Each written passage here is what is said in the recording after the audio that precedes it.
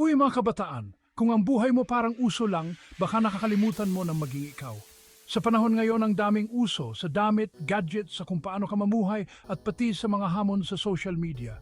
Oo, masaya at in kapag kasama ka, pero totoo lang, kailangan ba talagang gayahin lahat? Una, hindi lahat ng uso ay mabuti. May mga uso na mapanganib tulad ng mga delikadong hamon o yung mga bagay na ginagawa mo lang dahil napipilitan ka. Tandaan, laging unahin ang kaligtasan. Pangalawa, hindi lahat ng uso ay tunay na nagpapasaya.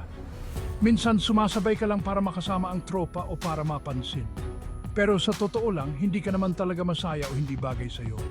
At panghuli, hindi lahat ng uso ay makakatulong sa hinaharap. May mga bagay na uso ngayon pero wala namang saysay para sa iyo sa mga susunod na araw. Mas maganda kung pagtutuunan mo ng pansin yung mga bagay na makatulong para mas lumago ka.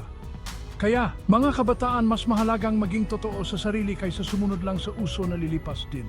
Hindi masama maging kakaiba lalo na kung para sa ikabubuti mo. Piliin mo yung makakabuti sa iyo, hindi lang yung sikat. Tandaan, mas mahalaga ang pagiging totoo kaysa sa mga uso. Manatiling totoo, manatiling ikaw. This is Reality Talk Opinion. Like, follow, and subscribe.